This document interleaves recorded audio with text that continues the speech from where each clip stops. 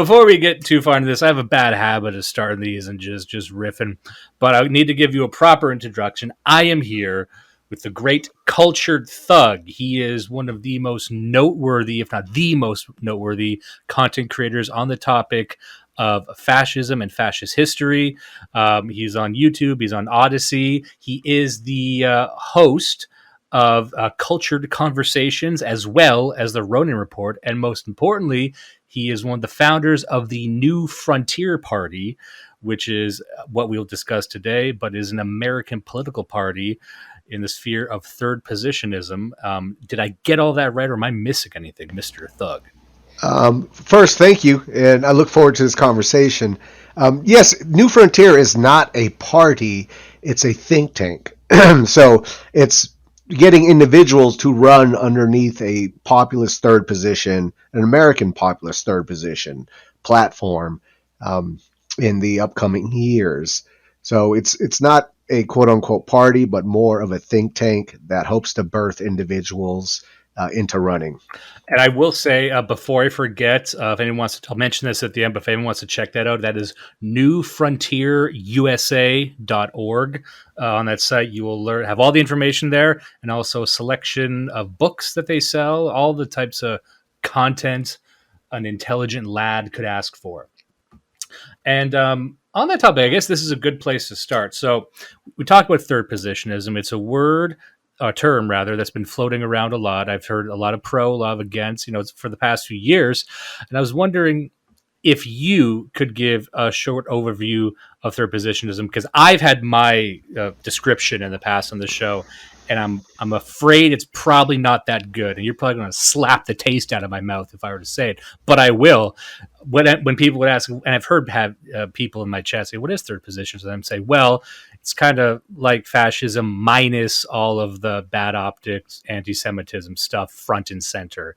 Now, that's probably wrong, and I'm hoping you can set me straight. 100% wrong. Yes, 100% wrong.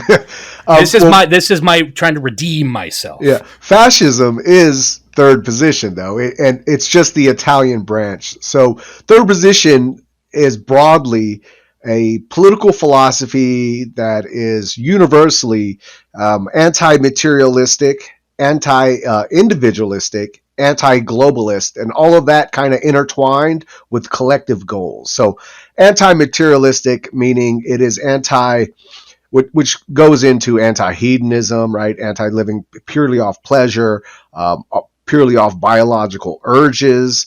All this material goes all the way to the DNA and the biology of someone and becoming a slave of that. This is also part of materialism. It's just not simply consumerism and all of that. It's also having a spiritual belief, and it doesn't have to be a religious one. A spiritual belief could be that an improvement of the nation, that the improvement of the self. So it's anti-materialistic in that sense, and this is where we separate ourselves from the two other major known political economic forces of capitalism and communism. We argue both of these are wholly materialistic, and they judge life on material. And this is why third position, if liberalism is first position, liberal capitalism first position, communism, Marxist communism is second position, then this is where this third position comes from as a rebuttal to that, improving socialism, as Gentile said. This is, third position is improving socialism. It's anti-individualistic, which means we believe in collective. We believe in the group. We believe the individual is not outside of the community, that the individual is a part of that community. And the only way the whole community works is when the individuals within that community work together, not against each other. So it takes away this, especially this capitalist, individualistic, dog-eat-dog kind of mentality that exists today. And anti-globalist is obvious. We're nationalist. We believe in nationhood. We believe in a culture that comes from the nation. We believe this is the most common sense way and the most practical way to make any kind of community work. The more this community has in common with each other, the more they're going to be able to work with each other. So this is kind of a common sense thing of being anti-globalist, because globalism always involves some level of imperialism. and some blending of cultures and destructions of cultures and forcing of other cultures upon people. For this reason, we are nationalists. We believe every people should express their culture the way they organically feel is right, from the wellspring of their creation. And when we say this is intertwined with collective goals, and this definitely separates us, at least from the liberals. Communism had collective goals, but third position also does. But these collective goals are personal, building up the individual, and also societal, building up the community, and then Faustian as far as advancing ourselves into, be it space, the ocean of knowledge, exploration. It's been common amongst third position and all the different countries it's popped up in, whether it was Italian fascism, German National Socialism, Spanish Falangism, etc., etc. There was always this belief, and the whole reason of this politics is to build a society that can grow, evolve, educate themselves, learn, gain wisdom, understand the mysteries of life more. So pursue the mysteries of life, acknowledge them, and not to get lost in all the blinking lights and glitter of capitalism and all of this, which is a very important part that I think is under mentioned by a lot of people. But this is like what really separates from many other political philosophies is this desire to build this better society. And this is why you'll see all the youth programs with all the third position parties of building up youth physically, right? And not in a feminist way, but in a masculine way, making them go through hardship, training their body, training their minds because that makes a better human who's going to produce more, who's going to be able to do more, who's going to be able to learn more and give back more to the community with that. So it's investing in people as well, just like we do with, any other animal on the planet.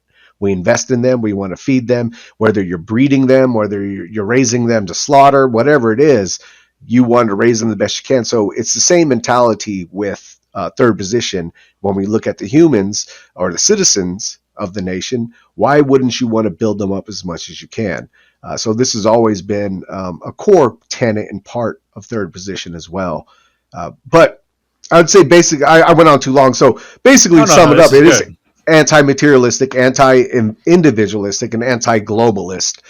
Basically, anti-liberalism in a nutshell, anti-capitalistic, and then at the same time, anti-tyranny. It's not. We are authoritarians, but we're not into tyranny. We're not into this kind of the Soviet model, the early Soviet model of full state control of everything, no private property. This is something that kind of separates us from the communists a lot, is we believe in class collaboration. We believe in bridging the gap between classes instead of turning them against each other. We believe in making the classes all nationalists, so they put the interest of the nation over their own individual desires. And so, instead of turning the classes against each other, destroying one aristocracy just to create another one.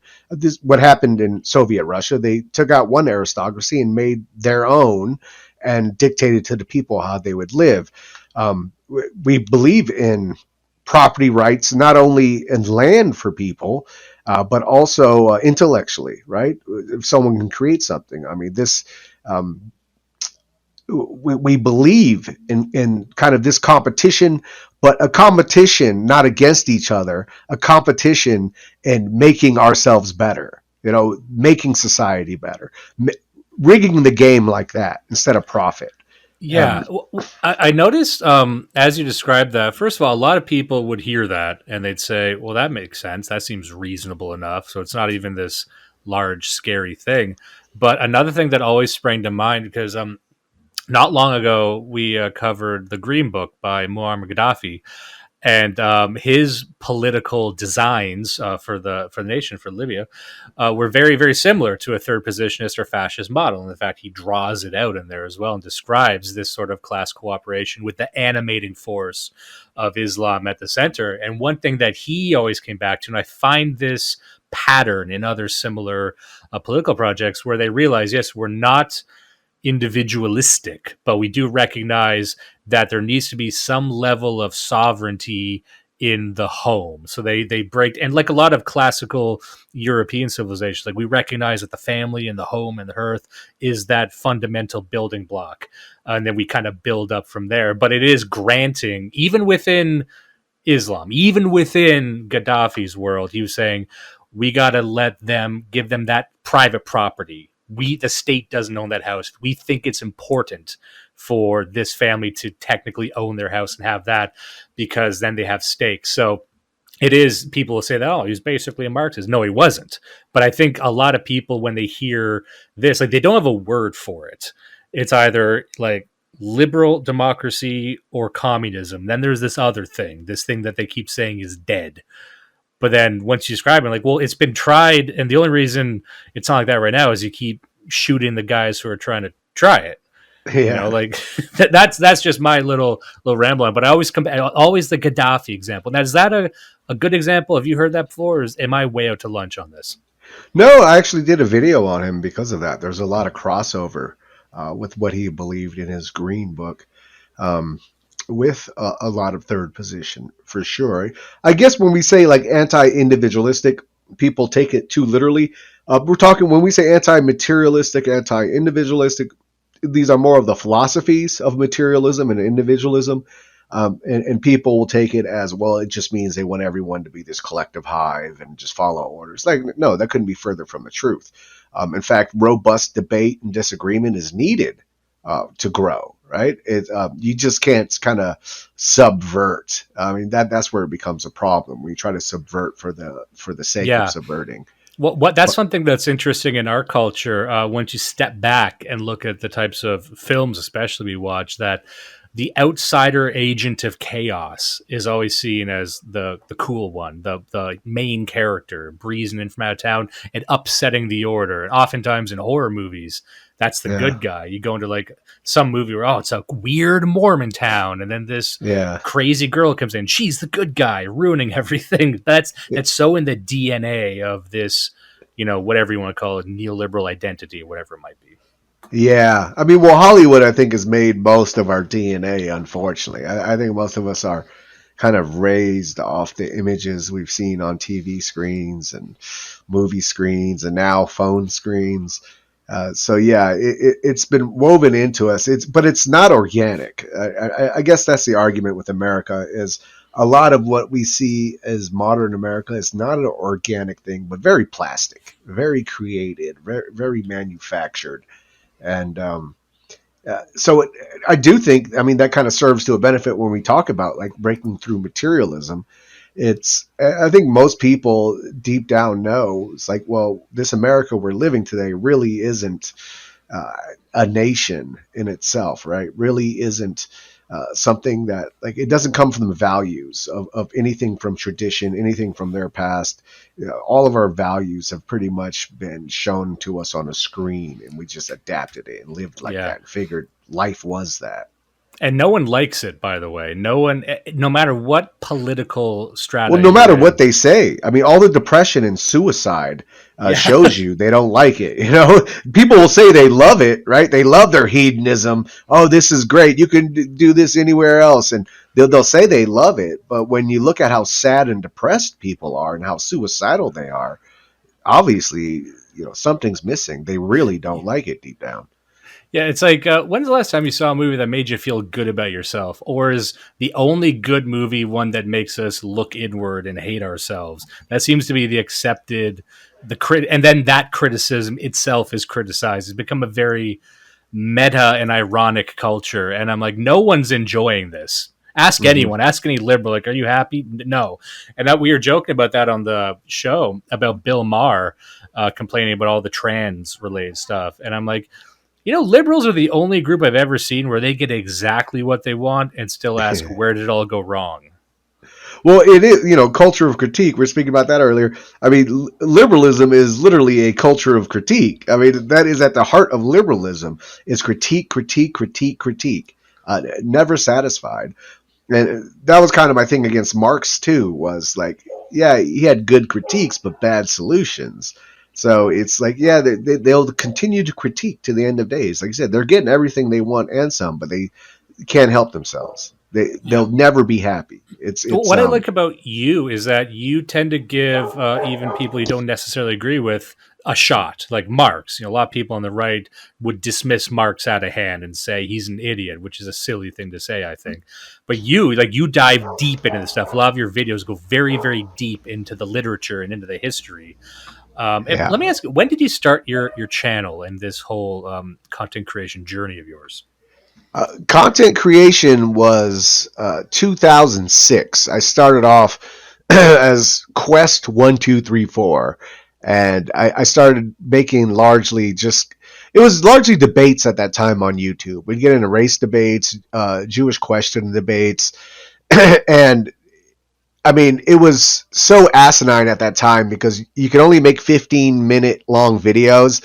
So you would debate with someone on this topic, and like you'd make your video, you'd say something, and of course, they would like misinterpret or ignore what you said and make their video back. Then you'd have to make another video back saying, no, you misinterpreted this or you missed this, and then they'd make another video back. So literally, you would have something that would last an hour, like today, that goes on for 15 videos in between each other over a period of 3 weeks.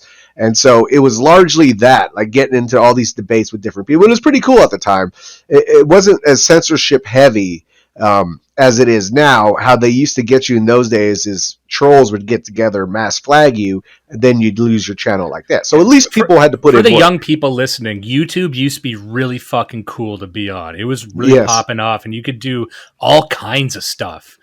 You would have Yeah. like a cultured thug video about like going deep into Mussolini right next to like a guy from fucking Chicago showing you how to cook crack, like side Yeah, by the side. algorithm was open. The algorithm was open. It wasn't even that big at the time, so it was working out very good.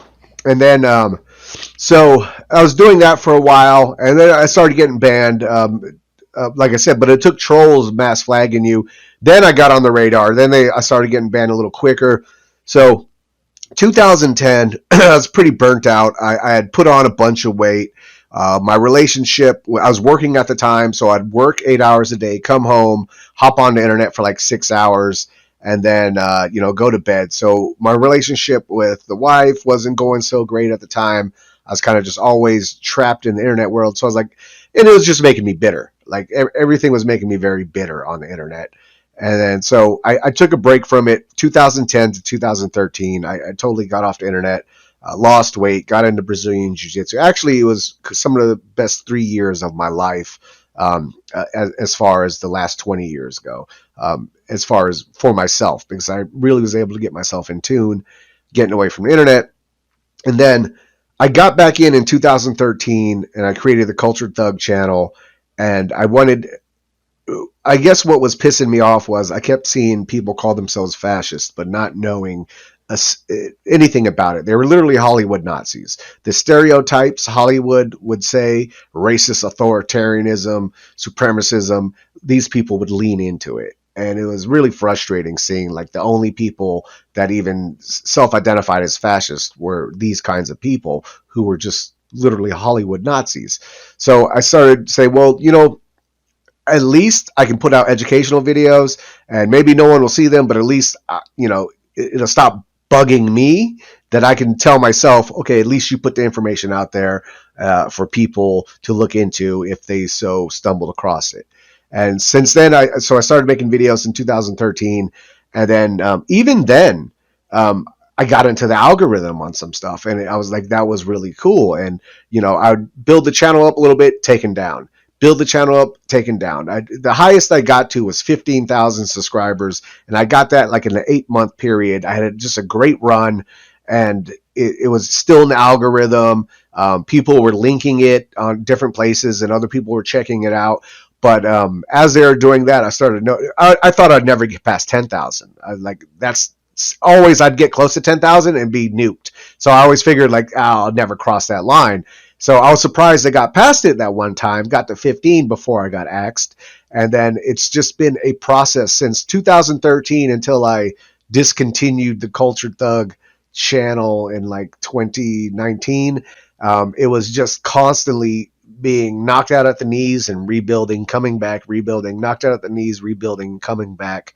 But it was a process of just putting out all these educational videos on different people of the past, involved with third position and not even involved with third position, different philosophical takes, topics of the Jewish question, and just doing book breakdowns on all this so people can get it from the source, and kind of a quick manner, not having to, and you wouldn't find any of these on audiobook anyways, but just trying to break down the main points of whatever philosophy or politics or people I was talking about.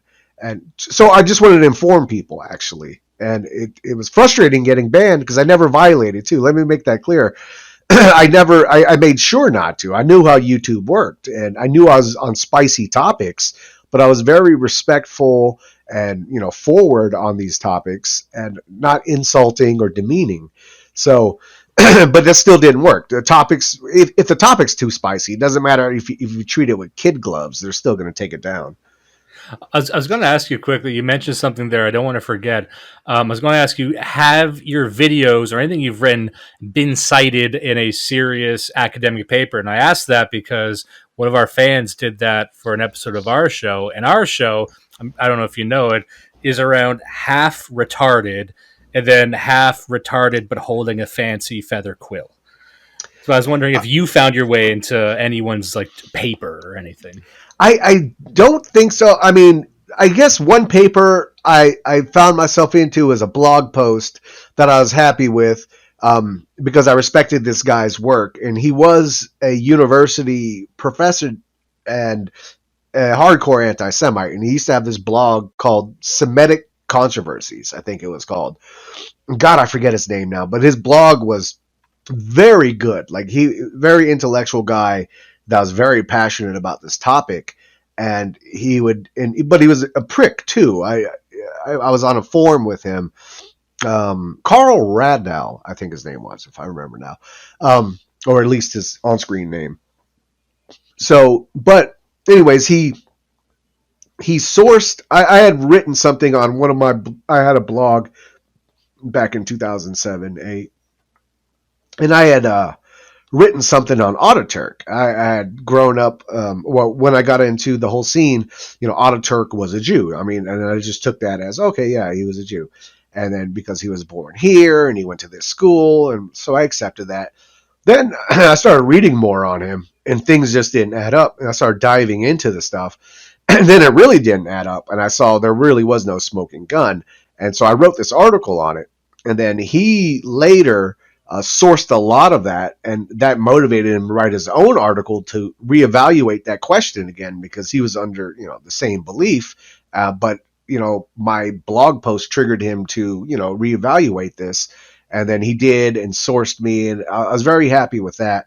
As far as sourcing though, no, not that I'm aware of, but I've run across on the internet more than a handful of professors and teachers that have watched and liked my videos. And that was also something I was like, okay, that's pretty cool. A, that they would find it, and B, they, that it stood up to their litmus test of, is this guy just doing propaganda, or is he like really explaining? Like, Well, that's how I had facts? heard it as well. Where if anytime I saw someone say, "Hey, I'm actually trying to look into fascism as a concept, as an ideology," it was like, "Oh yeah, check out Culture Thug's videos." And there's a couple other guys. Zoltanis, I know, is a friend of ours who does that as well. But it was always Culture Thug was the guy who really Because I was the first off. guy. That's the thing. Yeah. There literally wasn't any, like, literally the scene didn't exist. There was no one making educational videos in English about fascism. That did not exist. It was always the same old shit. A 2-minute video or montage of Hitler or Mussolini and music playing, and that was it. There was literally no one explaining the political philosophy behind it. There's no one showing people where these beliefs come from, the books they come from, the people that birthed it into life and fought for it and died for it. Who were they? What were their lives like? There was like no one doing that in the American market at the time. So being the first, I always got that attention. But then, yes, you started seeing people, Eric Strikers, Zoltanuses, start coming around and Jack also and your start. swag. Yes, jacking my swag and jacking me all, You but you which can is say I exactly said what I it. wanted. Yeah, but it's exactly what I wanted. Once again, my whole point was to inform. So now, if we got more people informing now, and especially look at someone like Zoltanus, he's making these highly educational videos with super high video quality now, and this is perfect. Like It my actually whole pisses me off how cool I narrated one of them, and then I only knew what the script was going in. And then I saw it. I'm like, holy shit, this looks good, and I'm upset now. Yes, that's so. I always became niche because it can be like a niche thing, like Culture Thug. He mispronounces stuff. His audio sucks. He has pixelated pictures on his screen. But that became like a niche thing. It's like if you could make it through all of that, then you were dedicated to like trying to learn about this thing. But seeing these younger people come around and improve upon it is great. But once again, unfortunately, they're relegated to the gulag as well, and it's hard to get this. Like, if we would not get banned simply for these educational videos, I mean, there'd be hundreds of thousands of subscribers to these pages, without a doubt. If we're just allowed to breathe on the internet and we're literally not violating any of their rules that they I put was out thinking there, at about least. that like earlier today. Sometimes I get into a little whimsy, and I think, you know what? If we weren't deplatformed, imagine how much how popular everyone would be. B, how much richer everyone would be. Like no one, because Patreons are cut down too. Like all these people, I'm like, if you just not even promote them, just let them be on YouTube, everyone would be so fucking popular because they were, and that's why Yeah. they were deplatformed. That's Yeah. anyway.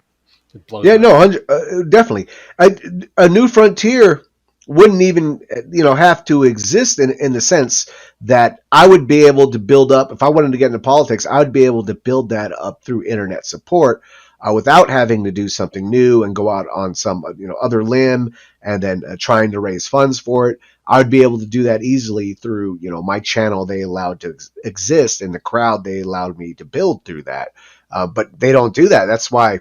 I mean, that's kind of, I know we're not on New Frontier yet, but that's kind of why that's come about, because they don't allow us to even breathe online. So if we can't reach the people online to at least hear a message and consider it, the only other option is to try to go on the public stage and try to hit the message out to the people. Yeah, people think I'm crazy when I say stuff like that. I've been called crazy in many different communities for saying something like, I think there's actually a great opportunity for people like us on TikTok, maybe even for something like New Frontier. And they say no, because, a lot of the people in the scene are our age. I'm in my mid 30s and we're guys. So we already don't like social media in a lot of ways, like Yeah. being here. People, and we're still kind of obsessed about getting back on Twitter. But I'm like, TikTok it's the Wild West right now. And I could imagine short videos just saying this shit and it taking off and finding new avenues for these things. And people, I think someone said it was borderline satanic what I was proposing. I'm like, look, Well, it's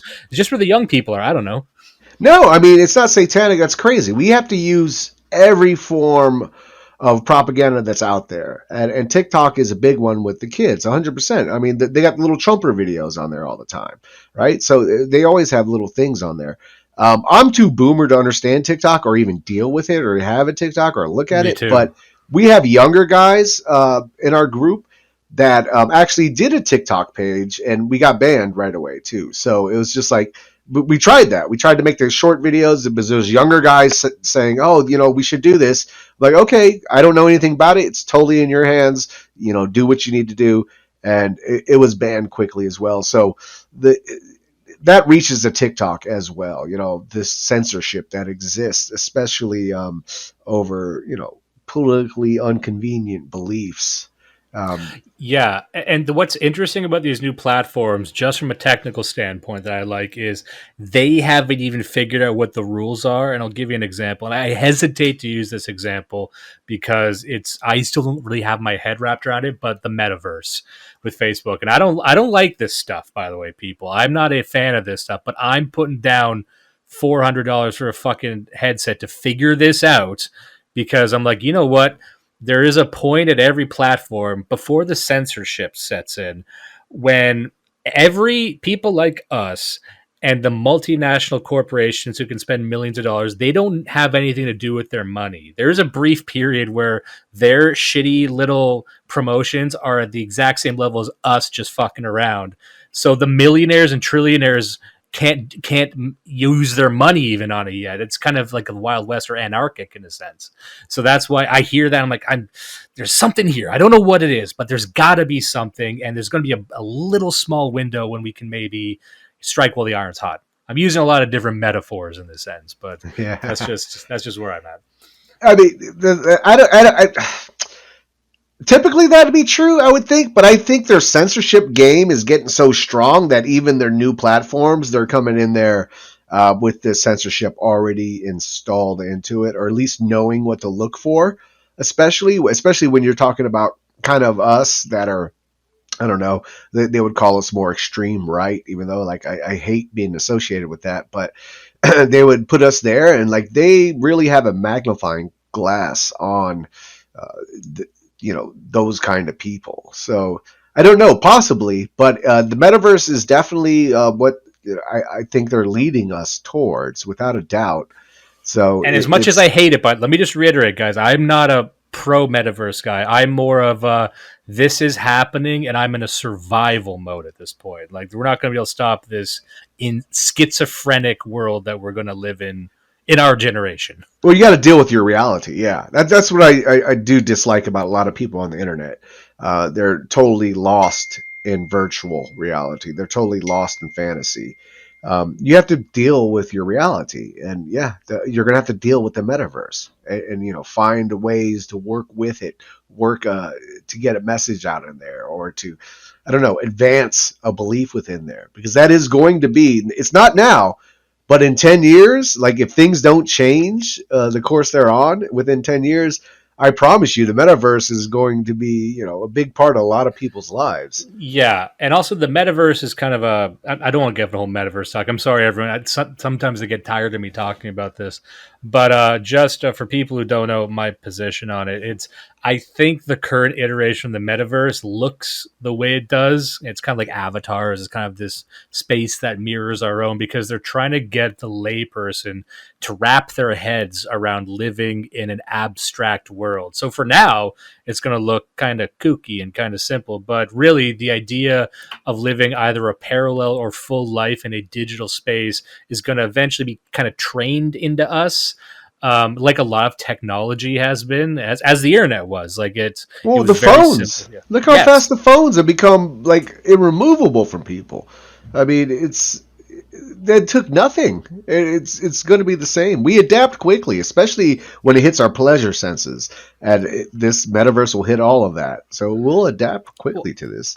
I'm going to get to just the new frontier in a second, but before I go, I wanted to ask you, just when you were first starting as a Culture Thug brand, I wanted to Yeah. ask you the pushback. Did you get any pushback from these people that you saw initially, these over the top cartoonish Nazis, or some might call them Wignats, but everyone's called a Wignat these days.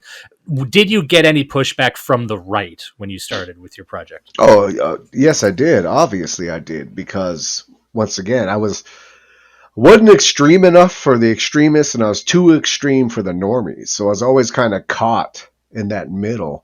And because I wasn't, they would like me because I would talk about the Jewish question, but they would hate me because I would like promote like a Sankara, Thomas Sankara, or Black Patriots, or that I wasn't like racially obsessed or going on and on about race and black crime and et cetera, et cetera.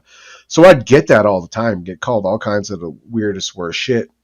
And then, yeah, so I'd get attacked from the, kind of the white nationalist online people.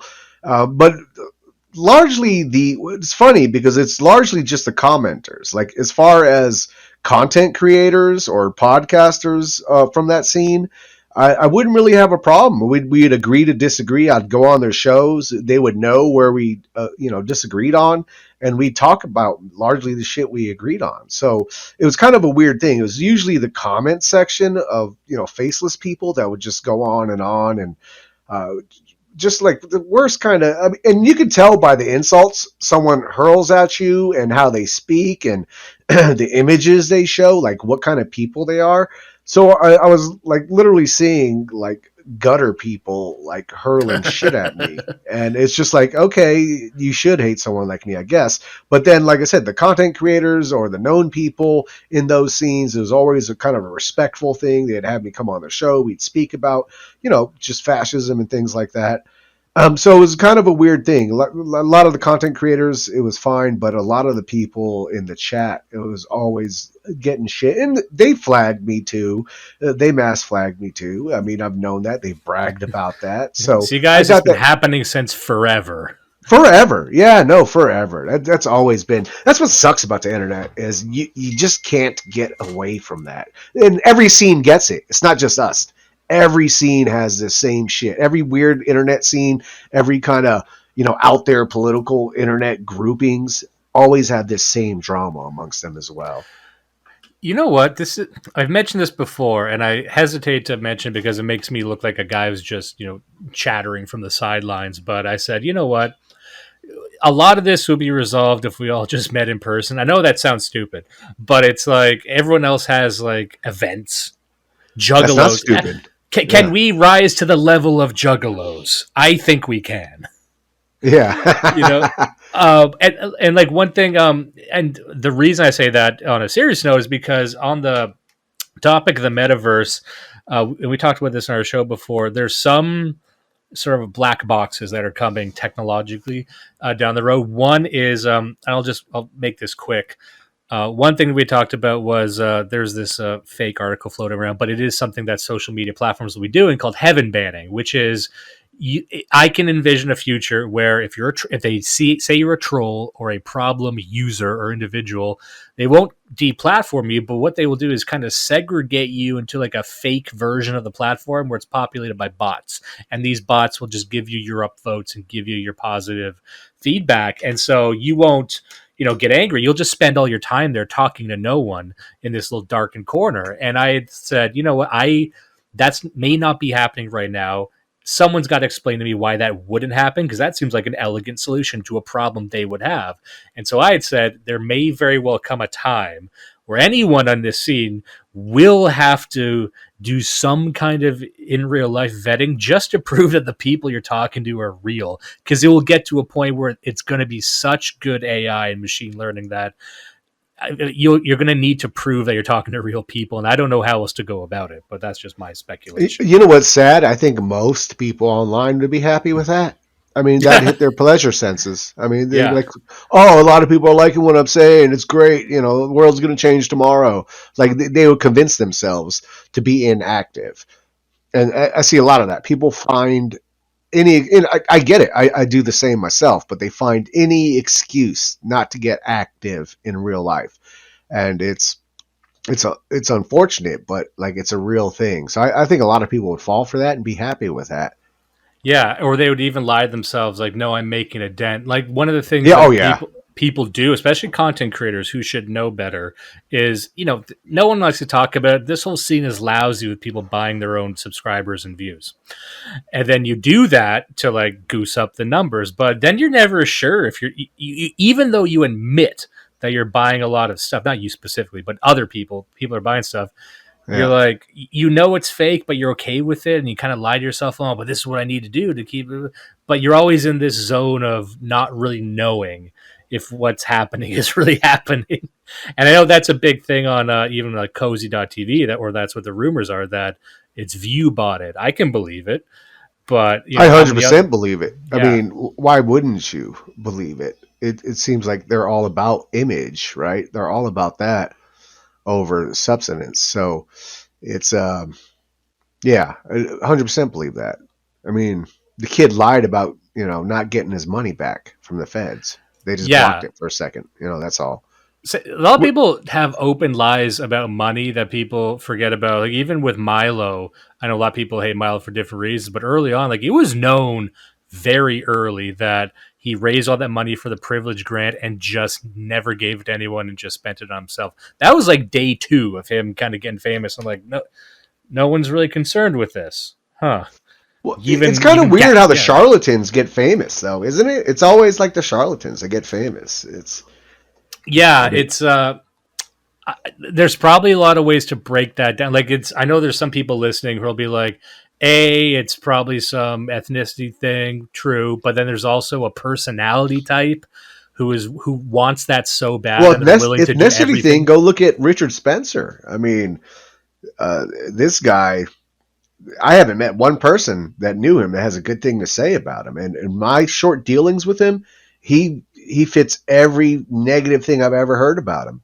Um, and it's like it's him, the Nick Fuentes, other people out there. I don't want to just start naming names and create drama where it's unnecessary, but it's like it always seems like it's the charlatans that get that initial fame and bump and support from people, and they become Yeah, sycophants over them, and then 6 months later they hate them. They're their worst thing.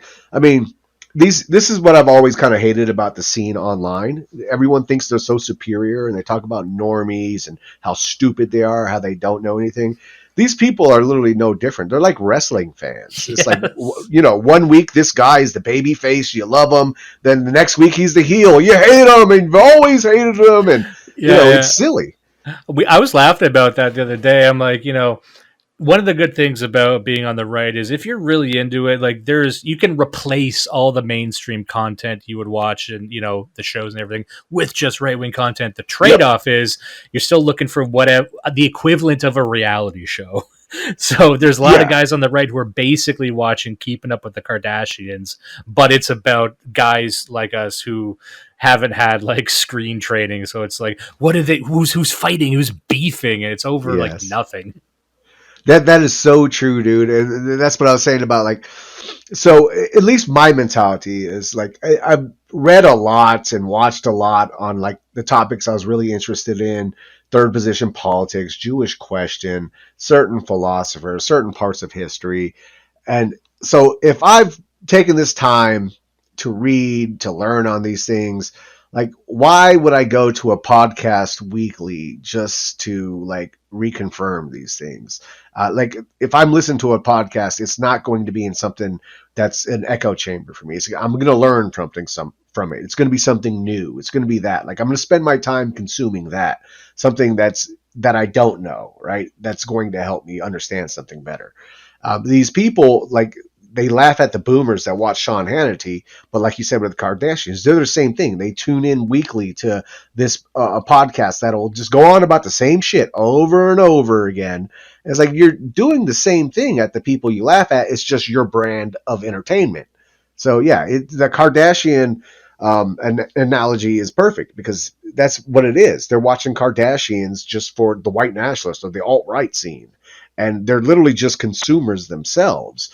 But what pisses me off is they pat themselves on the back like they're revolutionaries, and that's where it gets frustrating, especially when like you go through the history of revolutions and people that paid ultimate prices and sacrifices, and you seen what kind of people they were and what they went through, and then you see these people like these internet geeks today who just consume, like equating themselves to that level of revolutionary. Like it's disgusting. It's the ugly American you always hear about. And I don't know if it's an innately American thing, but I do know it's very prevalent in Americans I've run across online. And it's disgusting. It's like excusing your inactivism.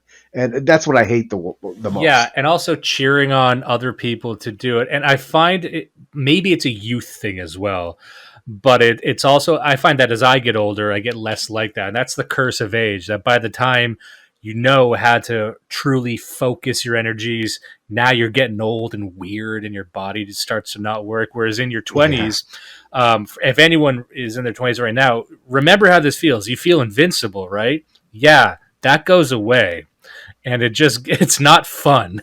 But No. you get stronger, but like there is something when you're young, it's like, okay, where's the fight? Who am I fighting? Who am I fucking? Where am I going? And a lot of the time, like, we always laugh about this on the show that I do the thing where I assume everyone on the internet is exactly my age. And Yeah. then even in my own chat, in my own fans, someone is 19, I'm like, that should be illegal. what am I do? What am I doing talking to someone? Someone's like, I'm talking to a guy who's graduating high school. What the fuck? I didn't know. He just had a screen name. And then Yeah. they're looking up. Not I'm not trying to toot my horn, but sometimes they'll be like they're looking for guidance, and then you realize that those people are out there, and they don't have a wife, they don't have any sort of stability, Anything. Oh and God. it's weird. I mean, even back then when I was, I mean, you probably follow a It's bit more gotten deep. weirder. No, it's gotten weirder over the past like 5 years. It's I like the young people I've run across. First, I've never run across so much young. Maybe I had, but I didn't like know. But they were just commenters or something. But the young people I've run across, um, past 5 years, and just like a lot of the fucked up shit that's they're into or they're a part of, or uh, it's Yeah, like a whole. I used to assume I'm arguing with someone like you. I'm like I would think I'm arguing with someone of my age, maturity, knowledge, um, good faith. And then now I just assume everyone's a 16-year-old tranny. I mean, that's where I'm at now. That's that's where a I'm better at. place to come from, because Yeah, then it's like, even if I'm getting mad at someone, I'm fighting with them, and it turns out they're 23. I'm like, what am I doing yelling at a 23 yeah. year old? Oh, I I'm hate a that. When I man. argue with someone, I find out he's a teenager. I'm like, the fuck are you? Oh God, it's like I'm arguing with my kids now. It's like it's ridiculous. Yeah, Well, what's funny is that they are more now. Now it's just two old guys talking, but yeah, they are more tuned in politically to the stuff than I was at that age. So, if like 100%. Yeah. me at 23, I mean, we a lot of people fell for Trump. That's one thing, but like even before that, like it was very easier to be apolitical in a sense. I know that's probably me just being naive, but I remember the idea of like being this much in that stuff at that age when all I was trying to do was like party, which you shouldn't be. Oh, no one, we shouldn't do that. Degeneracy, I know, but that is what No, we you did should as a do that. guy. That's how Yes, your we. youth should be spent. Sowing those wild oats, man. Yeah. That's how. That's a lot of. I'm meeting a lot of. Unfortunately, so you're right. A lot of these kids are getting into this heavy politics at a very young age, and envious in one sense. But then I'm like, well, what is it doing for you? Is it changing you? Are you changing your life now? Has it improved you? Are you starting to live by this philosophy more? And usually it's no. It's just they're heady intellectual types theorizing this and that. They like the idea of this. A part of third position is thought and action is a core tenet, and you have to intertwine those, and that's like, and I've intertwined, like, to my credit at least, I've intertwined that my whole life, even if like stupid and ignorantly in my youth, but I always wanted to get involved with organizations, put boots on the streets, the flyering, whatever it was that existed as I was growing up. Like, I always wanted to get involved in it because a part of believing in this is being, especially at the vanguard level where it's not a popular thing, is you have to be a fanatic about it. You have to be religious about it almost.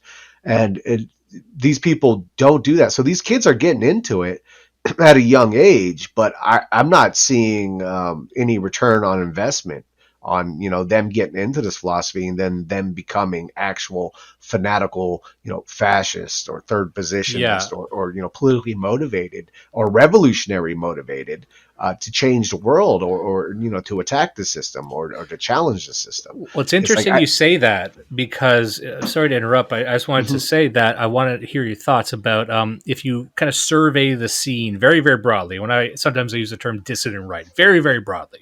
A lot of different people in there, but there seems to be a growing narrative that is anti in real life activism, anti, and like Patriot Front would be an example, just as an example that there's a lot of people shooting at them from the sidelines saying that they're stupid for doing anything in real life. Now, that seems relatively new to be at this level, but what are your thoughts on that? The people saying, like, don't do any real Well, life the stuff. age of slacktivism, yeah, of course. Why you can justify, you can come online and be whoever you want to be. You could be a fascist, you could be a girl, you could be a communist, you can be a genocidal maniac, you could be a stud, you could be a model. You can come online and be anything you want to be. And they LARP at it all the time. All these people in these political circles, they're all saying what they are, what they believe. Okay, What are you doing for that belief? How are you promoting that online? Okay, is everything online? And yes, it is, because that's very easy to do. It is very easy to sit on your ass, make content, chat with people, and all of this. The hard thing to do, whether people think and whether Patriot Front's actions are smart or not, are going to work or not, are going to grow into something more or not, is irrelevant. The simple act or the simple fact that they're putting boots on the ground, they're taking this to real life, shows a dedication, initiative, passion, life within them. That means more than any heady intellectual irony bro online criticizing from the sidelines. Whether they're right or wrong, it doesn't matter. What's put into action is usually what changes things. It's not the best idea. It's not the smartest person. It's what's put into action. And they're at least doing that. So, yeah, I hate that. Like I said, it's the age of the slacktivist. It's very easy. Like I said, you can come online and justify to yourself you're everything. I used to argue with people that supported, the Bowl Gang. Have you ever remember the Bowl Gang? Yeah, yeah, Bowl Patrol and everything. Bowl Patrol, yeah. So I used to argue. I'd go on. I'm that dummy that goes on anyone's stream. Like you said, I'll talk to or I'll read people I disagree with to get more knowledge on them. I'll talk to anyone. I don't care what you are. I will talk to you. You're a transvestite. You're a black transvestite Jew. I will fucking talk to you, dude. I want to.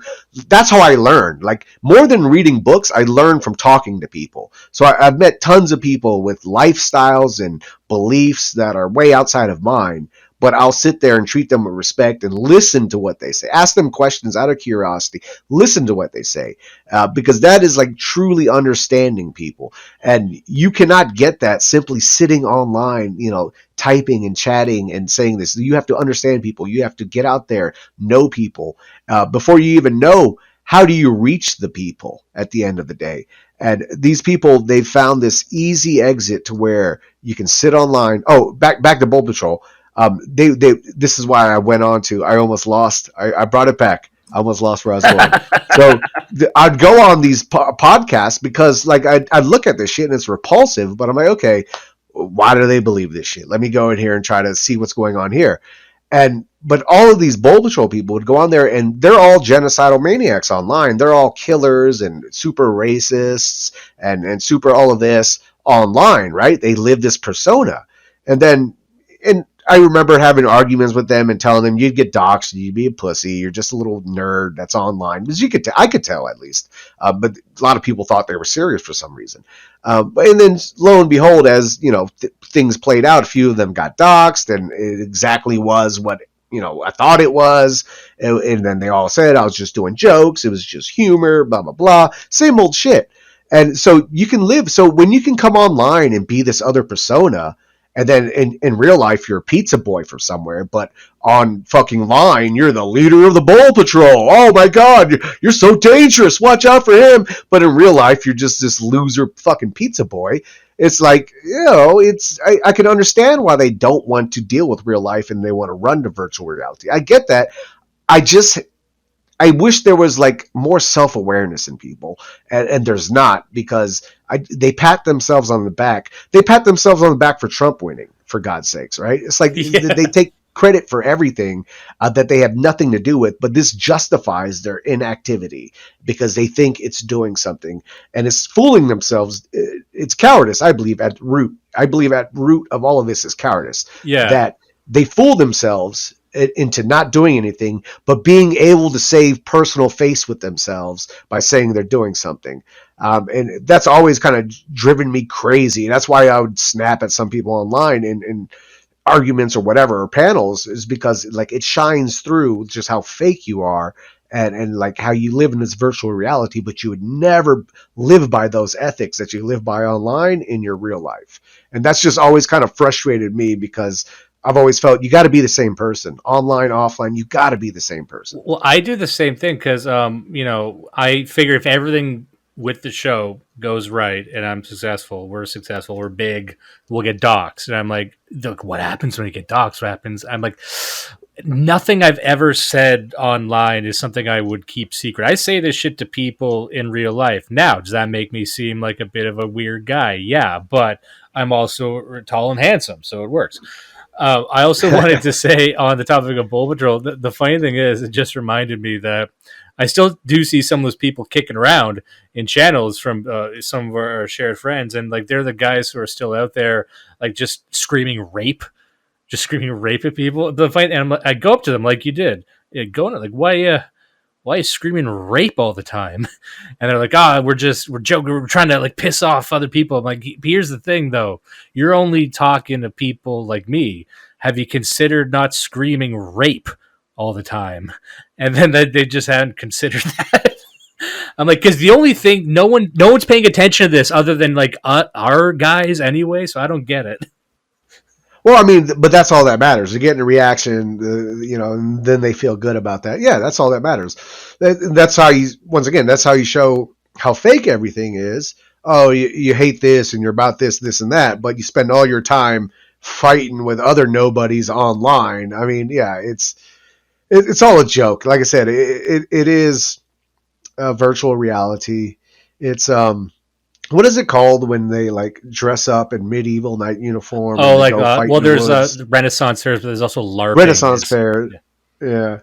Uh, LARPing, yeah. There was this documentary called Dark On, and it was about like these groups of people, business people, waitresses, waiter, whatever. They would go to the woods, and then they'd all dress up as knights, and they'd have these wars, and these people would come back like, "I was a knight," and they would have all this glory there. It was so great, but then they'd go back to their job in the cubicle the next day. I mean, like that's what the internet is for a lot of these people.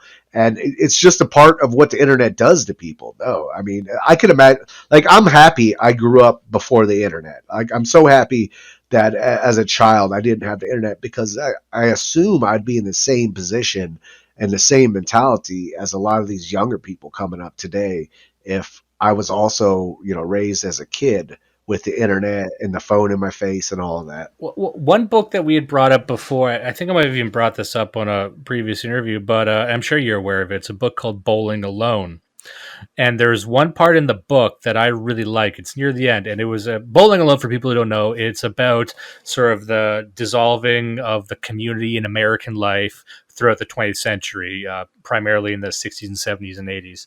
And why the case study was why don't people have bowling leagues anymore? That's one of them. But one thing that doesn't get brought up a lot that I love was they noticed that while people weren't having community organizations or groups or anything like that anymore, there was a sharp increase in political organizations. So you saw the exact same people no longer hanging out just to hang out, but they're just hanging out around the fire of political revolution. So on one hand, you have the increased politicization of regular people, but also the lowering of the utility of those political groups because more people are using it just to hang out and just to meet friends and just to get laid. So in one sense, I look at the political scene, I'm like, we're kind of seeing that where people are, it's not everyone, but like a segment of the population is just here to make friends, but the only way they know how to do that is to be outrageous and extreme. And I don't know what percentage that is, but that percentage does exist. And those people, I don't know what to do with them. I think I'm just like, okay, hang out and then do your memes. Try not to get arrested with your memes, but just figure it Yeah, out. I think it's probably more than you would suspect that are involved in that this becomes just a social scene at the end of the day. You had the last thing you were saying. I wanted to maybe drill down to this a bit more. If you need to get going, let me know. But there's two big things I want to ask you. One, when we're talking about thought in action, that is something that you come back to quite a bit, and I've listened to many of your appearances, and that is kind of the root of the name Cultured Thug. Yeah. And if you'd like to explain kind of the ethos behind that and the marriage of the culture and the thug.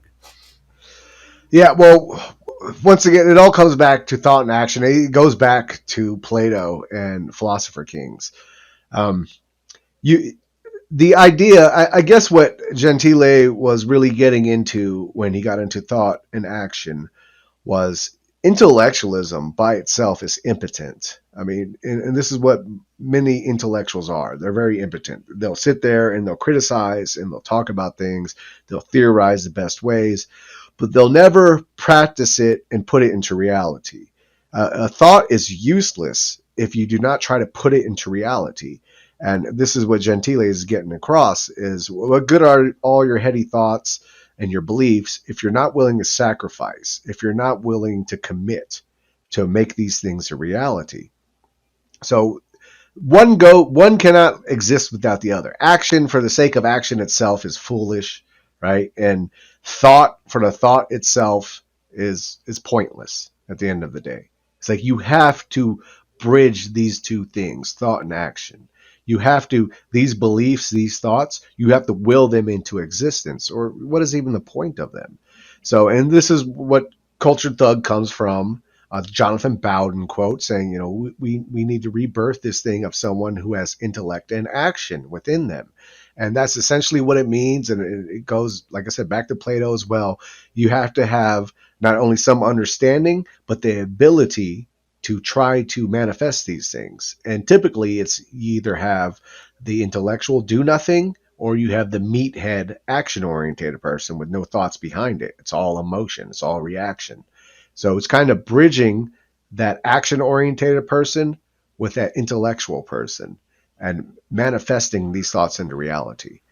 And And I this, think that's once very again, important. Yeah. it is. It's lacking big time in our country Yeah, or in and our to the scene. point where I would encourage people to manifest their ideas, because it's very easy to get locked in your own head, especially even if you are planning to, let's say, start a project or start a group or start a book club, whatever it might be. Because I also, just to frame this for people, we're not talking about, some coup d'etat. We're just talking about pretty much anything, any kind of thing where you put your name on the line. And some people don't want to do that because it's scary. It actually is scary. You might do it wrong.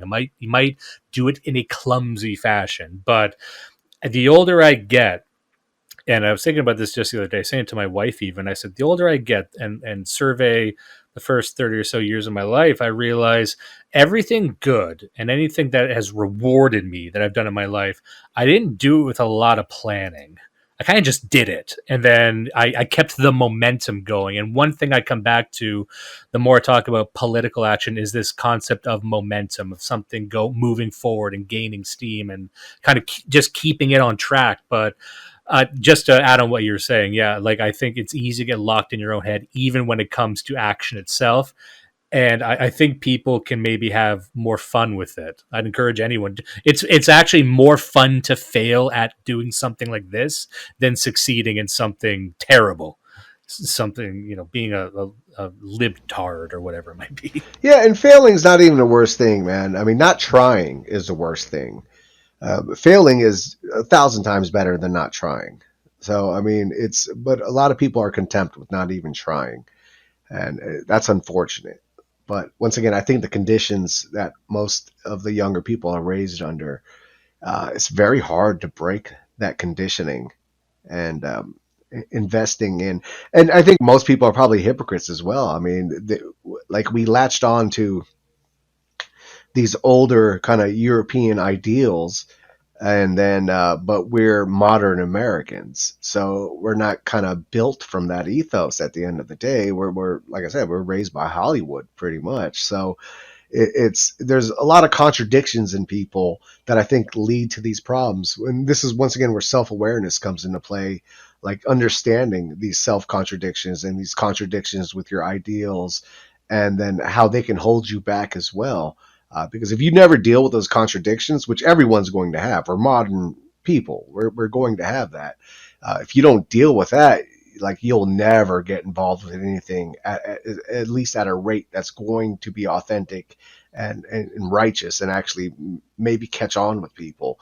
And I think this is why like a lot of the politics from this sphere of the internet stays relegated to the echo chamber largely. Is there's a lot of contradictions in people and these ideals. Thought and action, like I said, with the kids, like, okay, it's great, you're a fascist. What does that mean? How's that changing you? How's it change your life? What are you doing for it? Right? And usually those answers, there's not much there, when you dig a little deeper into them. Yeah, it's literally not real unless you are living it in some way. And I think this also ties in what we were saying about the young people who, you were mentioning how, you wouldn't know what it's like to grow up in this day and age. I think about that all the time too. And I think there's a lot of our personalities that are created by us hanging out with, if you're a man, I'm not speaking to women here, I'll speak for guys. When you're hanging out with guys, how guys kind of break each other down, make fools of each other. And if you don't have that experience, you get this very mutated ego. And I've seen that in a lot of people where the first thing they do is go online and try to make a brand for themselves. And I'm like, that is an insane way to live.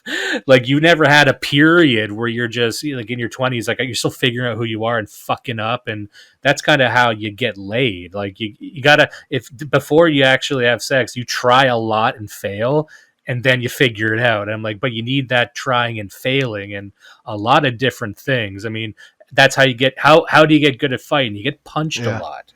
Yeah, my mistakes are my strengths. Yeah, they all, and that's why I've always put them out there, for better or worse. Like, I put myself out there because, and I'll tell this to people too. Like, the more you put yourself out there, the less they have against you, and it's usually when people are corrupted or blackmailed. It's some secret they're hiding that could be exposed that gets them to do this. So it's like, put yourself out there, man. Put your faults out there. Put your follies out there. Put your mistakes out there. All of that. Why not own that shit?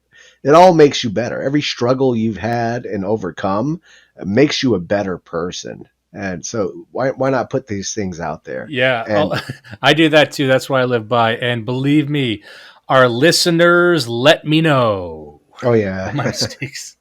I think I was in a chat with you, and like, yeah, we were talking about like the new Kid Rock song that came out, and it's like, I don't know, I like this song.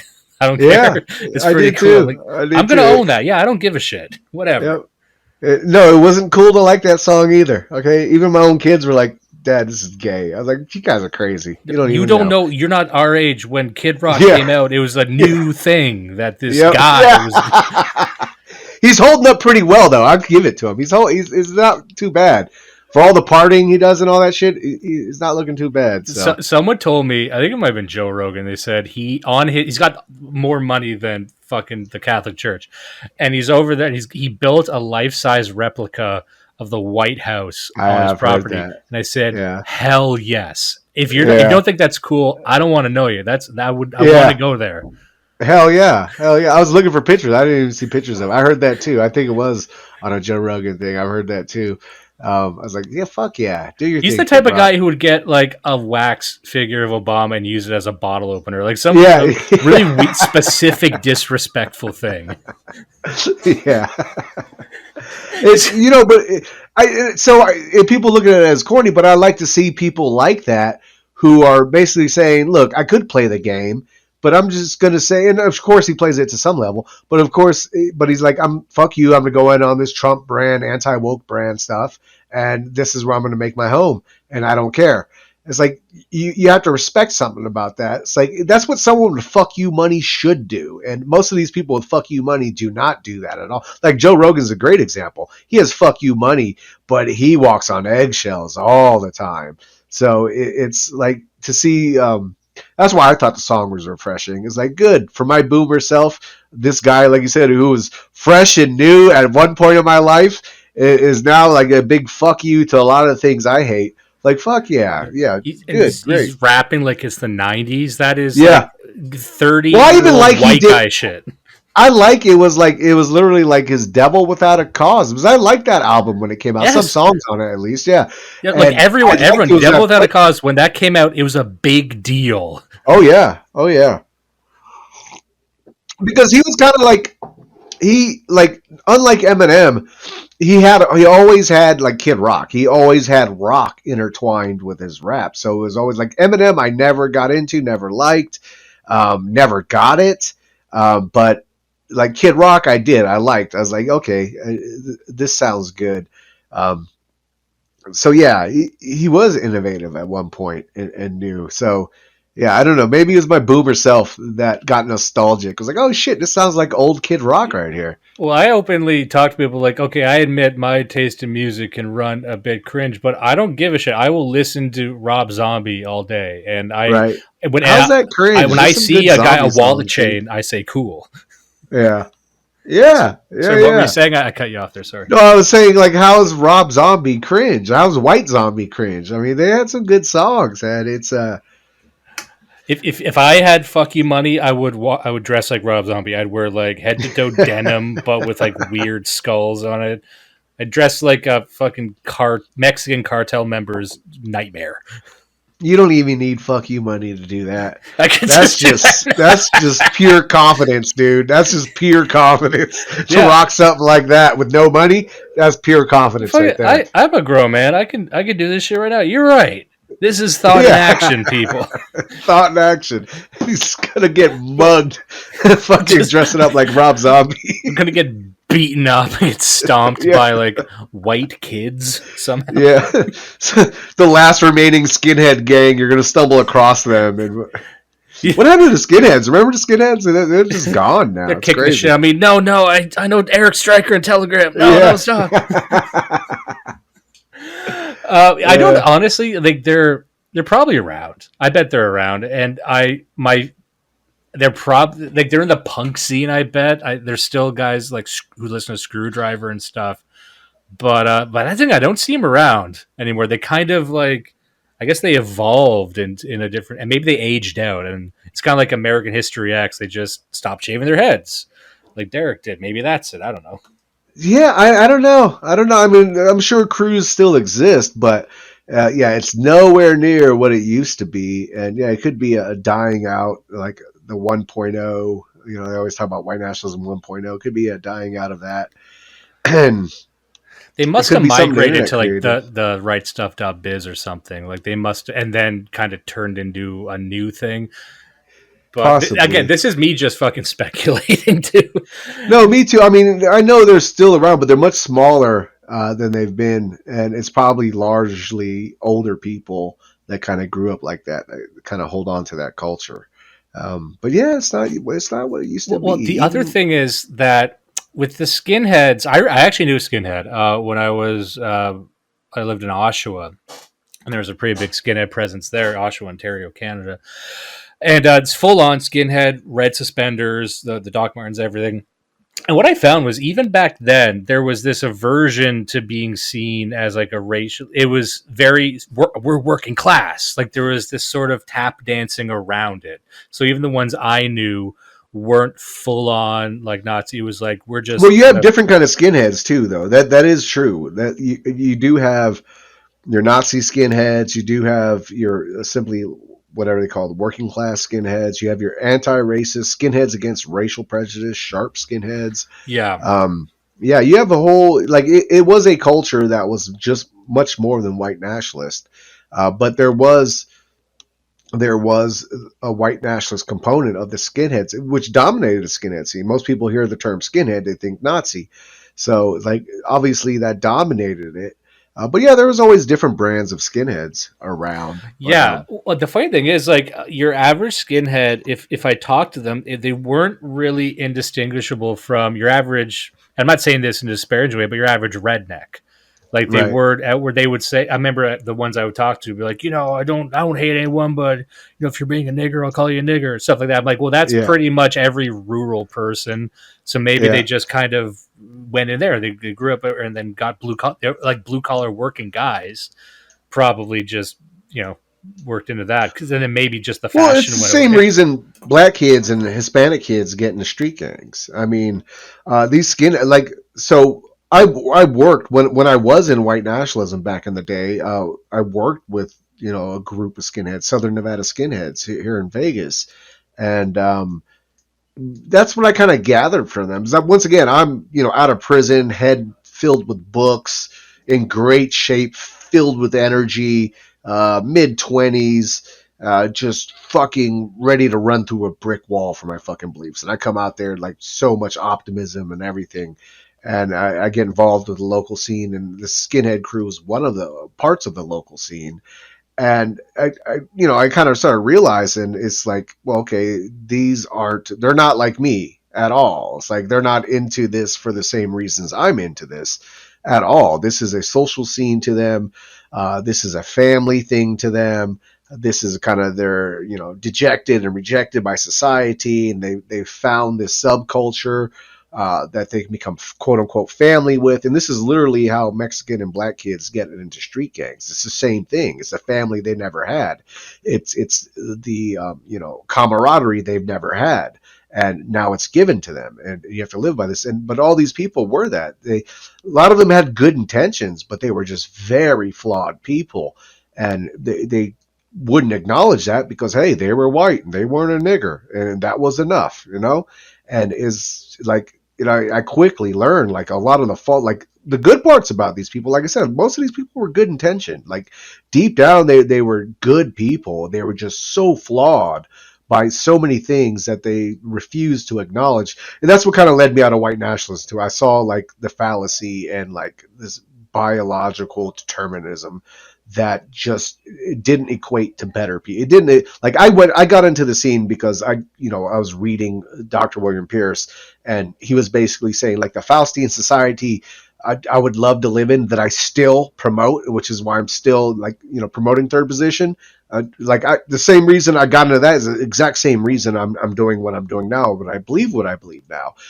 But I thought Pierce made a good argument of blacks and Mexicans will never get into these kind of societies. It's like, okay, from my experience, that makes sense what he's saying. So I got into these scenes, and then I was like, okay, well, these people are no better than anything Pierce was talking about.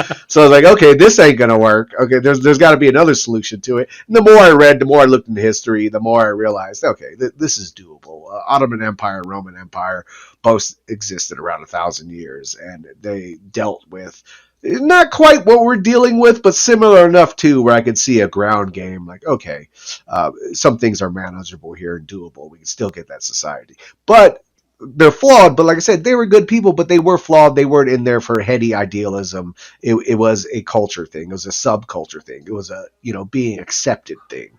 Well, that's a great point, because two things to say that. One, I don't have really an answer or anything for this, but it does make me think that the decline of what we were talking about, the skinhead gangs, and I know there's the prison gangs that still exist, obviously, but let's say a street level white nationalist gang, the lack of that existing, I wonder what the repercussions of that were, because the types of personalities, the types of dejected, lonely kind of white guy, they're not going to a gang. They're just kind of disseminating out into every direction. That's an interesting phenomena, because there's no net for them anymore. I'm not saying like a way to segregate them. I'm just saying like, well, where are they now? They got to be somewhere. And then maybe that's the deaths of despair on one side, and then maybe that's they're still out there looking. But one thing that you had just said that I find interesting, and maybe this is the answer to that, was you mentioned the word sort of like the Faustian spirit, which is something we talk about a lot here. In fact, one of the last episodes with Dr. Ricardo Duchesne, which will be airing soon, and he's like the Faustian spirit and the Western man and things like that. And what interests me about third positionism and the New Frontier movement group, as we call it now, is this sort of forward thinking, which is knowing the history, knowing the data, knowing everything, but still having a forward and upward trajectory, where I feel that a lot of movements, especially on the right, are not necessarily forward thinking. They're still kind of stuck in the past. They're not progressive at all. Yeah. They're too traditional. I mean, this is but it's a LARPy tradition too. They're not actual, like, I don't know. It's just like this ideal of traditionalism with them. Or I want 1950s America. I'm like, no, you don't, man. We were co-opted in the Middle East and South America for big business, and we got a little more, breadcrumbs off the table. Wow, thank you. It's like, no, we don't want that. We don't want that. We don't want to go backwards, only forward. I always describe it as, you want to grow, but you don't want to sever the roots. The roots are always intact, but you want to grow. And I think what they're doing today is severing the roots and, I don't know, making some weird Frankenstein out of society. And what's interesting is even some of like I've talked to many different people, and a lot of the even traditionalists and pagans will look around and say, like, what's interesting is even those people who talk about the importance of tradition don't necessarily practice it themselves. and they'll talk about their bloodline, but they hate most of their own bloodline. They hate boomers, so it's things like that. And it's like, it No, is it's all like fake. LARP. Yeah. I'm so tired of hearing about people how much they care about the white race, but they're scared for this or scared for that. It's like, okay, fine. Prioritize what you care about. You care about your job first. You care about security second. Or no, security first, job second, food third, right? Availability to all this stuff. Maybe even alcohol after that. Then you care about the white race. I'm so sick of these fake righteous people. Oh, the white race, everything. Then fucking give everything for it. Oh, no, you can't? Okay, then obviously that's not your top priority. So once again, self-awareness. You have to acknowledge and be aware of this shit, of your contradictions. Obviously, this doesn't mean everything to you because you're not willing to give everything up for it. So stop lying and LARPing that this means everything to you because you're giving shit up for it. So once again, I think I keep going back to self-awareness, but I've seen this as one of our biggest problems is people will not dive into themselves and call out their own bullshit or realize they were coddled from the fucking cradle to be what they are now. And you have to actively combat that. And I say that as someone who knows this, who's known this for over 20 years, who's 44 years old, and hasn't slayed all of my dragons yet. I still got dragons that fucking haunt me. But I've slayed a few, right? Because I acknowledge them. And I know my weaknesses. I know, my faults and all that. It's like acknowledging and knowing that stuff. I think it goes back to what you're talking about with the ego of people, of growing up and busting balls and being able to take that and give that and all of that. There's something, very good about that doesn't let yourself take yourself so seriously. And these kids today, it's like they can't take any criticism. They freak out. And it's always an insult. Any kind of criticism is viewed as an insult to them. Instead of something like, hey, I've noticed this, flaw. If you work on this, you'll probably, achieve what you're trying to achieve or say you're trying to achieve. They can't take that. And that's that lack of self-awareness. That's what Richard Spencer was. That's exactly who he was when I spoke to him. I leveled one critique and it bugged him the whole time. And since then, he's found a way to be very petty and just weird. These people hold weird grudges over long periods of time.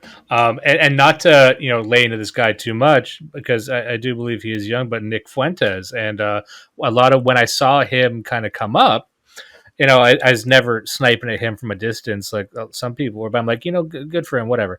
But I saw him this is a guy who doesn't really have a lot of experience with the real world, and he doesn't really have experience making a lot of friends. And, he claims to be a virgin, and there's claims that he's gay and everything. Okay, sure.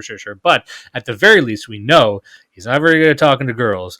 He's not very good at being real, and it's everything is under so many layers of irony and so much sarcasm and so many kind of conflicting fake personas that I'm like, that's no way to live. You can't really have relationships like that. And I think I use him as an example, but I think a lot of young people are raised up. And I mentioned this guy when we were talking before, but I always bring this guy up. But Curtis Yarvin, he had made a comment that I'm not sure I agree with. He had said that the superpower of this young vanguard, this movement, these generations, is that they have this power of irony, and that is their superpower they can use to break everything down. But it seems like an anchor around their neck a lot of the time, and you're always at a distance from everything. Yeah, you can't. No fanatic lives in irony, and what's needed is fanatics. Make no mistake. No fanatics, no changing of anything.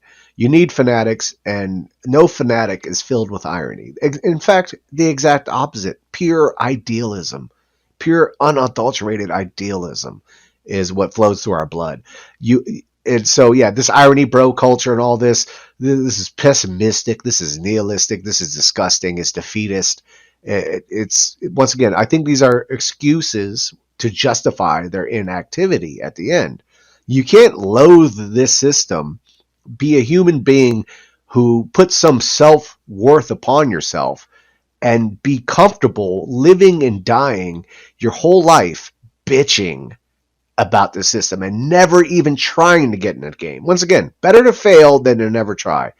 And that's what I keep telling myself, because I could fail miserably at what I'm doing. But I keep telling myself, I will not be defeated by that because I'm trying to do what I can do as a lowly individual that I am to do something, right? To, try to manifest more and more. And so I think these are just excuses. I hate the whole irony bro culture. I hate the whole sarcasm culture. It's very defeatist. It's very pessimistic. It's very, like this self superiority. You can be, ironic about everything. It's like we're not at the stage to be ironic. We're at the stage to be passionate and fanatic about our Yeah. beliefs.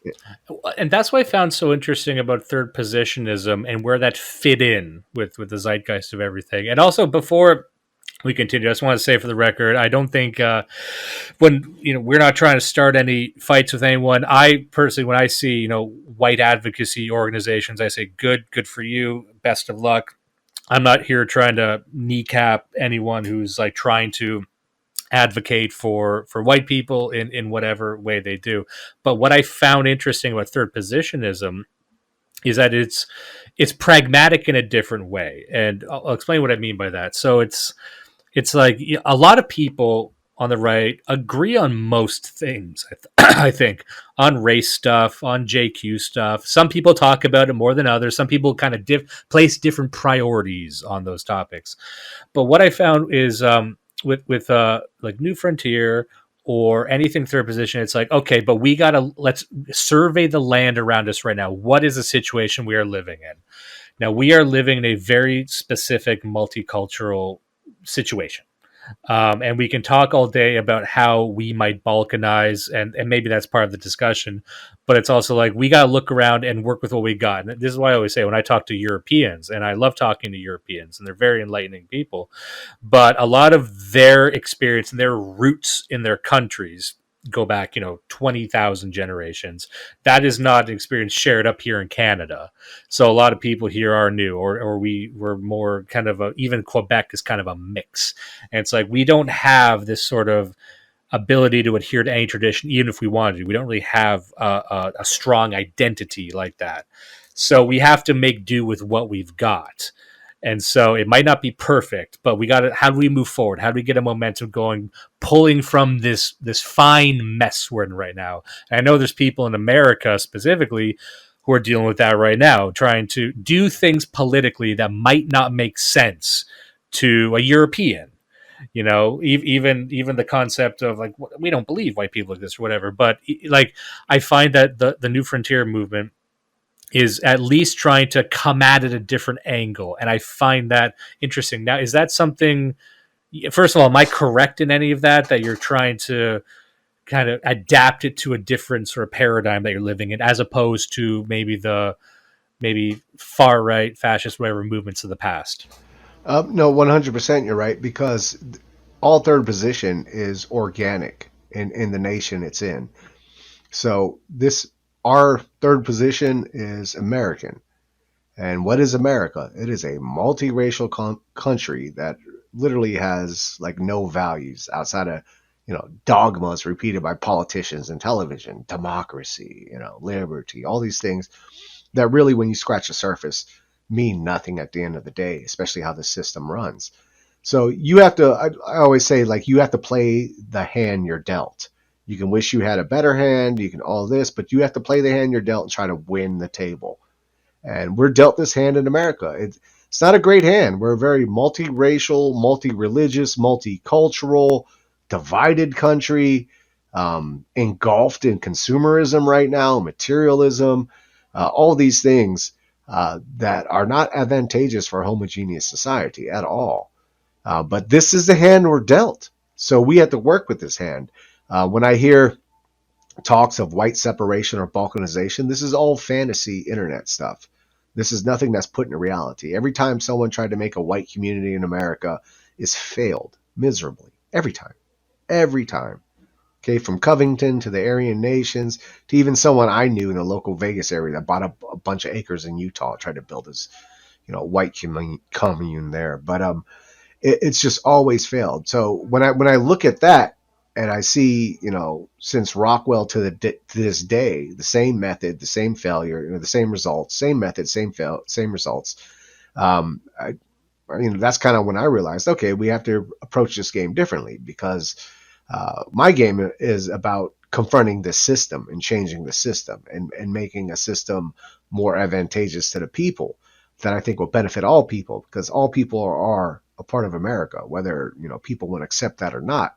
This is what we have to deal with. So we have to find a way to not be the same, but get along and have a common understand we have a common destiny, whether we like it or not, and make the best for all people that contribute to the system, and use that mentality to try to move ourselves forward and combat the system. I don't see any extreme group of any kind of racial segregation. I mean, it didn't work in the fucking South in the 60s when most people believed in this stuff at the time. It's not going to work today when most white people are repulsed by the idea of white racism and all of this stuff.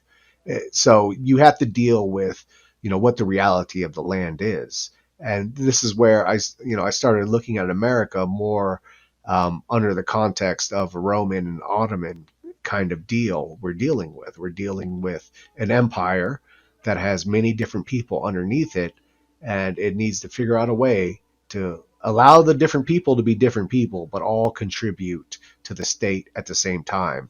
And that's what we try to do with New Frontier, to create a platform that's going to be advantageous to any American, regardless of your race, religion, or sex, that puts into the system, that they get back from the system. If you can buy into the system and put into it, then you're going to get back from it. If you're not, hopefully by that time, people love the idea enough, they're willing, to be more forward with the enemies of it. And so it's building that mentality up. I think anything else, I think populism is the only thing that's going to challenge this system. And I know populism has a lot of different shades, but I think populism is the movement that's people hear about today, or they hear the term and they know it's kind of anti-liberal, it's anti-globalist, it's a lot of the things that are organically what we already are. And we have to go towards populism and take populism from the usurpers, because that's what's going to happen. A lot of usurpers, they're already doing it. A lot of usurpers are going to, get in on this populist thing, because this is the thing that can challenge this system. This is the thing that can reach the people. We are at the perfect climate of revolution, perfect climate, and it Yeah. could be political revolution or any kind of, that doesn't necessarily mean violence. I don't think we're at a place of violence, but I do think we're at a place of political revolution where people are willing to accept more out of the box people running for office underneath populist values. And that's where we should be focused on if we want to combat the system and try to make it better in this country.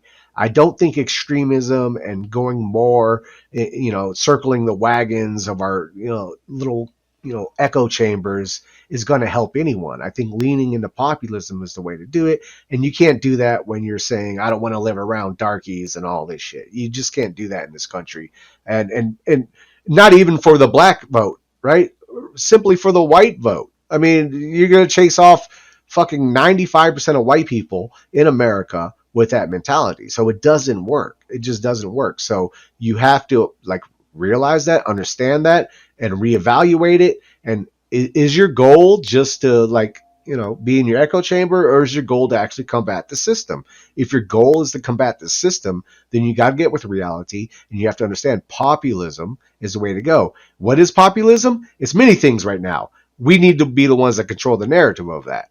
And that's why the whole, I advocate people need to get involved in politics, put that message out there one way or another, because we can't do it on the internet. We've learned that. They haven't given us this. So, and they'll probably restrict us when we try to go into politics, but still, it's another avenue worth trying. That's our mentality in the long run, is you got to deal with what you're born into, man. I was born into a multiracial nation. I was born into a nation that was divided from the start of it. So I have to deal with that. I can't live in a fantasy world where I think all these massive race wars and balkanization of land and just going to happen and all this stuff when there's nothing that shows. That's it. Like, one state can't even secede from the government. And I'm supposed to listen to fantasies of Yeah. balkanization right now? No, thank you. That's a great point. And I find what I find so fascinating about, let's call it the dissident right, is the wealth of novel ideas. And that's what I'm very interested in, is novel ideas. And that's why I thought third positionism was so interesting, because like I had said, it had the sort of forward, I would argue maybe even a futurist trajectory, but it's answering a question of, even if we are to collectivize, to work as a unit, where are we going? Because otherwise collectivizing anyway doesn't really make any sense. And that's the problem with liberalism, where it's saying we're all united, but where are we going? Well, it's just kind of going inward into hedonism, into spinning your wheels and things like that. And with these novel ideas I'm seeing on the right, there's this book we had read recently on the show that I think is pertinent here.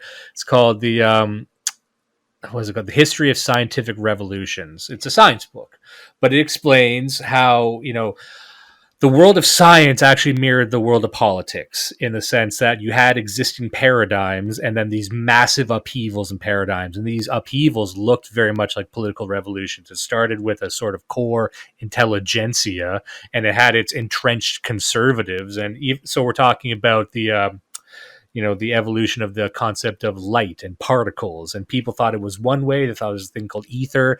And then here comes Isaac Newton with some new ideas. And they were fighting him every step of the way, tooth and nail, said, fuck this guy. And then once Newton was established, anyone that wanted to build on top of Newton, same sort of conservatives. Point being that when a paradigm, which is just, our current understanding of things, let's call it the system, when that paradigm is in crisis, that's when new ideas start coming out. Novel ideas is what we call them. So that's like, okay, what causes a crisis in paradigm? When it doesn't explain the world anymore. So that would be our current understanding of magnetism doesn't explain this phenomenon we're witnessing. It doesn't fix on. So it literally doesn't work in the real fucking world. That's what causes every political revolution and every scientific revolution. Now, there is a period once people recognize that the existing paradigm does not work anymore, but they don't know what to do. That's when people start coming up with ideas. And some of them will be crazy. Before we settled on the final theory of, photons, we had all kinds of crazy fucking ideas on how light worked and what light was made out of before we figured out what it was. Point being that I get the sense when I look around and I see all these interesting ideas that aren't even necessarily in conflict, they're just trying them out. I'm like, this is good, because everyone, even the people that I talk to on sometimes a daily basis, they call themselves post ideology, and I won't get into that whole thing, but they're like, we don't care about ideology, we care about systems, we care about how these systems interact, and we care about the people who populate those systems, and economics and things like that. But I'm like, but you know what? As much as they might be against, the flavors of everything around them, they're still trying to attack the system and solve a problem. And I'm like, this is exciting. It's the greatest show on earth. I wouldn't want to be anywhere else. That's what I think. That's what I always come back to, that this has happened before, and it happened just like this. But I think what I like about third positionism is, like I said, it's keeping its eye on the future, and that whatever solution we come up with, and maybe that's for our survival, let's call it that. And maybe that's our survival as a people, whatever those people might be, however we delineate that. It's like, the world we're living in right now is so outright schizophrenic that whatever solution we have is going to have to be almost unrecognizable to what came before. Because remember, before communism, you couldn't imagine communism. Yeah. Before Hitler, there was no such. Who could have thought of Hitler until he showed up? And that was what we might call a black swan event. But that's how I like to think, that when, like, the future is going to be so out of left field, and it's our job to try and figure out what that is, or try and guide that momentum. That's just my little spiel on it. Yeah. But that's where we're lacking on. That's what's frustrating, is there's so much going. The political climate right now is just so combustible that we really don't have a voice. And what I mean we is just people from like this dissident circle that get into this heady politics of third position have no representation, no voice at all, which is a total contradiction of who we're supposed to be. So that's what's frustrating about it, because like you said, right now we are living on the greatest show on earth. What's going to happen in the next 10 years in this country and Canada's affected by it as well, is really going to determine what we look like for the future to come. And we're in that era, but we have no skin in the game. And the people that can cash in on this are going to be the same old types of people. They're going to, usurp a movement, usurp a feeling, because they have the voice, they have the money, they have the megaphone, all that stuff. And even though that's true, they have all of that. There needs to be something challenging that, and there's really not. And you can talk about these internet groups that exist, and but that's nothing. That's nothing on the world stage. That's nothing on the public stage. That's nothing that's going to get the people sitting at their home worried about these common issues, like hearing our perspective on how to deal with it. So that's kind of what's frustrating, is we are in this exciting time politically, where the climate is ripe for revolution. We're just not present at all yet, and it's we see the radical left even more present than we are right now in it.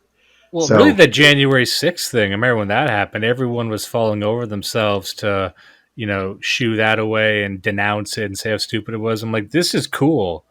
Holy shit, look at this. It's the thing we always talked about. It's being done by people who I don't really agree with.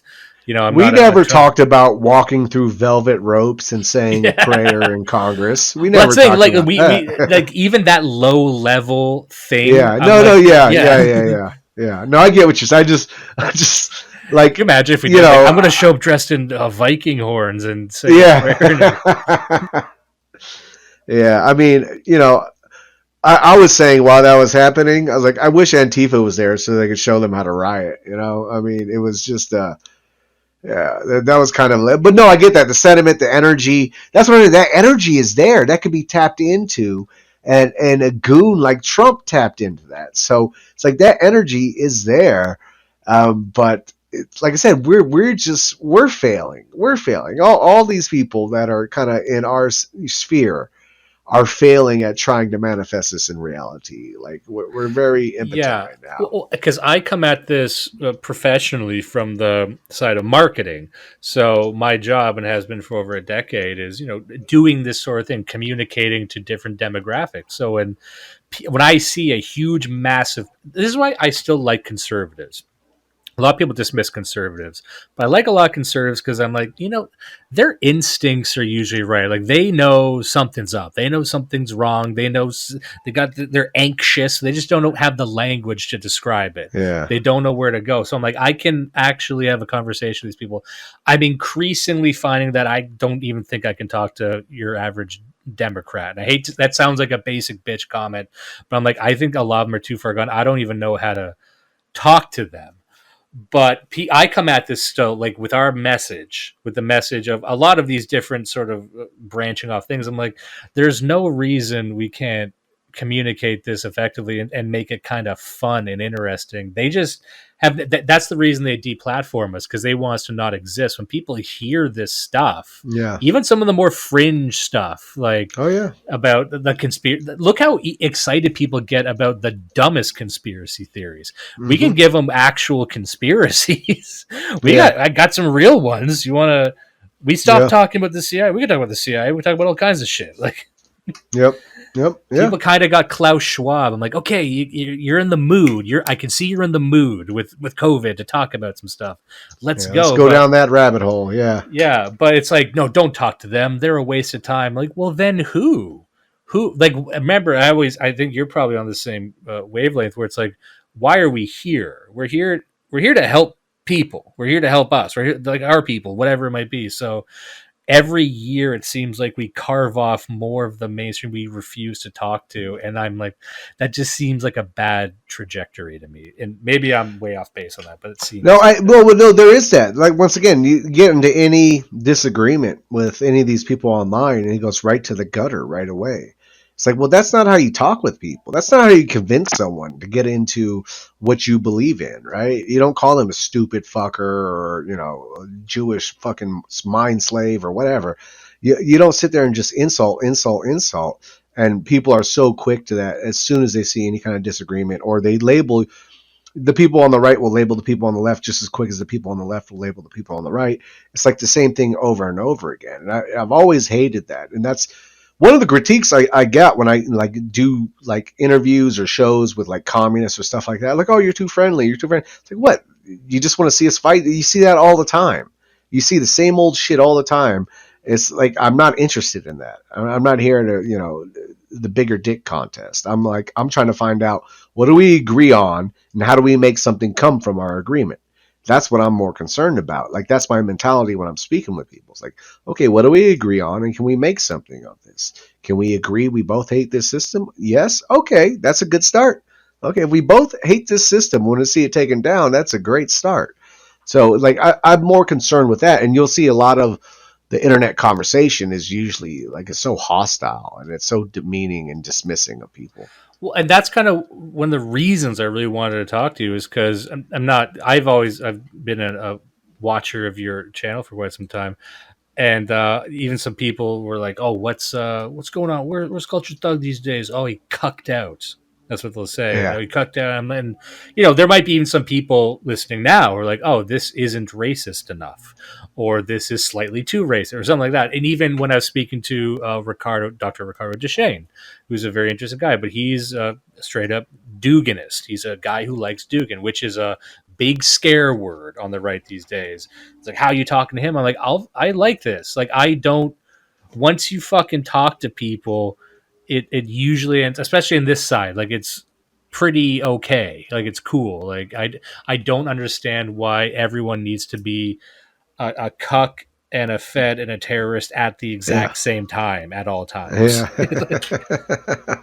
And that's what's funny. I've seen that too. Oh, CT's cucked out or whatever. It's like, well, I've always been the same since Culture Thug brand existed. I've always been on the same message. So it's like, I've never changed. So maybe you misinterpreted. Maybe you saw a video and thought like, oh God, this guy is exactly like me. But I never got that when people were like, oh, CT doesn't, this or that anymore. I'm like, no, I've always been exactly like, I've been on par with my beliefs from day one. So that's a weird thing that's always come out. But it's usually, if you're not a full on white advocate and that's not all you're talking about, then you're a cuck. You don't care about white people. And that's another retarded thing they do. It's like, okay, so people aren't like you and going to go on the internet and just be super racist and all this shit. They're just not going to, I'm not going to do that. Okay. So now I hate white people and I'm a cuck and I don't care about white people. And this is what you're going to tell every white person that's not in your little extreme circle of hating niggers online and safety. It's like, okay, so now it's like, do you really care about white people if you're automatically going to go to insulting them as soon as they don't agree with everything you agree with and the way you agree with it? Once again, we go back to the contradictions in people. No, you don't care about white people. You just care about your own little circle jerk. You care about your own subculture. That's it at the end of the day. So and once again, that's why no white nationalist thing has ever had any unity or strength or presence. They blame the enemy all day long. They blame the system. Oh yeah, what revolutionary group didn't have to deal with a fucking powerful state or whatever, right?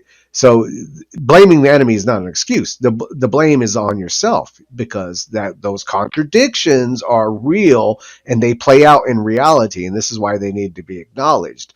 And yeah, I've always found that like defeatist, like to what they claimed they were about, but I always knew the hypocrisy existed, so it never really bothered me. It's like, oh, I lean into it. I fuck with them. I'm like, yeah, I tell them all the time, I married an Ethiopian woman and have beautiful Ethiopian kids, and Ethiopians are the most beautiful black. Like, I'll lean into it just to fucking fuck with them, and, get them pissed off at me more because I just find it hilarious. Because once again, I don't take them serious. Their contradictions shine through with the way they behave, the way they speak, the way they think, the way they act. It all shines through. Oh, it's cool. Is that true, by the way? You married an Ethiopian woman? No, my wife is Irish German, and okay. Well, you saw my kids. I mean, Jesus Christ! Well, that's what I was saying. I'm like, oh, yeah. No, but I would see. That's what I'm saying. People, I said it so seriously, and I think it was on some politically blow. I've said it even on Drunken Rants, I think, but I said it so seriously that people really were believing it. I love it. I love leaning into it and just triggering them because, like I said, it's all a game, man. It's all It's so, to me, I used to be this, like I said, a lot of the things I criticize today, I do because I used to be the exact same way and think the same way. I used to, when I was in my white nationalist days, I'd see a white girl with a black guy, I'd be like, this fucking girl. And then, I started realizing, why the fuck am I worried about whose dick she's sucking at the end of the day? If I wanted her so much, I should have went up to her and hit on her and got her, right? I should have did this. If this girl matters to me so much, I should have went and did something about it. And a lot of these people are just losers that don't even go up to girls and try to get them, that they sit there envious of who they're fucking and everything else. So like that whole mentality made me realize, like, this is weird to get like upset about people I don't even know, about who they're fucking. It's like, it was just a Yeah. whole weird thing to me. It seemed very like weak and impotent to be sitting there like steaming on someone else and who they're fucking. It's like, well, no, you go fuck a white girl and put a baby in her then. What the fuck are you sitting here worried about what she's doing or what this dude's doing? Like I said, when you see that mentality, like I said, it's easy for me to poke fun at it now because I was in that headspace. So I can critique it, at least coming from a place of, yeah, I was balls deep into all this mentality during my early 20s. And it's an active in it too, not just like most of these people are internet people, like active in the scenes and all that stuff. So it's like, I know the mentality and I know how I got out of it. I know how I look at it now. So it's easy for me to kind of push back on that or have a fun at it. So that's why I kind of lean into little things like that, because it's like, good, dude, if that'll keep you away from watching my videos and just leaving your retarded comments, then that's great. Because that's another thing Yeah. I never understood. If you hate me, why the fuck do you keep watching my videos? It's like, what sense is this making? If I hate someone, I'm not watching him. He doesn't exist in my mind. He's gone. Yeah, I can't hate watch things anymore. I used to think I could, but I'm like, this is just a miserable experience. It And is. Yes. I wanted to say, just to bring it back to the thought and action thing, and perhaps we can end on this, but a lot of stuff you just said, I found that what's interesting when we talk about thought and action and the people that we're more or less referring to, it's a conflict between a state of being and a state of doing. And what I mean by that is a lot of the people who kind of cause these problems are those who they want to just be that thing. So they have a checklist of things you got to say and do to be as a part of this group, and they want to check all of them. It's kind of like being in a club, but I have found to be in a state of doing, in a state of action, to do a project, like actually go out and do something like we're talking about, like what have you done for this or that, actually doing it. I find that the people that I talk to, I'm less concerned about appearances, I'm less concerned about the purity of the action. All I have is the target I'm trying to hit or the thing I'm trying to do. Kind of like, if this is probably a bad example, but in prison, right, you've got you have different types of prison gangs, and it's like, why isn't there a race war every single day? Because they kind of figured out how to do their own thing and deal with each other. They're not happy about it, but Yes. they got a system. And so I'm like, and I find that even if with this political project, you kind of you have to deal with what you got around you if you want to do anything. And it's only the people who have this, like, again, a checkbox of things just to be in the club but never do anything. It's easy for them to say. But if I want to start a fucking group, if I want to start, I'm probably going to be talking to a few different types of people, you know Mhm. even like, oh, go look at Zoltan Tanis's chat, like half of them are South Americans and then it's Indians.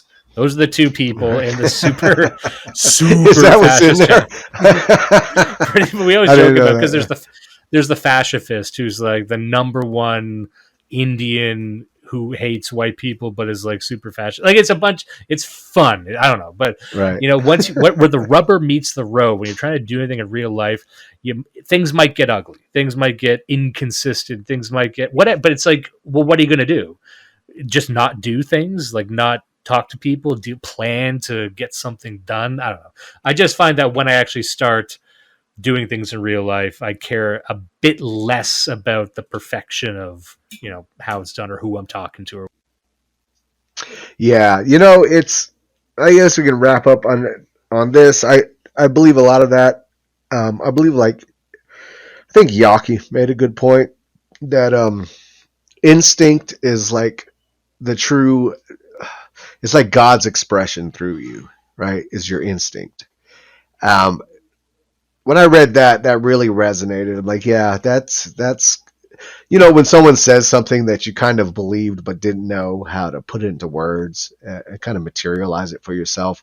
It was like one of those moments, and I think I put more weight on my instinct than anything else in my life, from any book I've read or anything I've learned.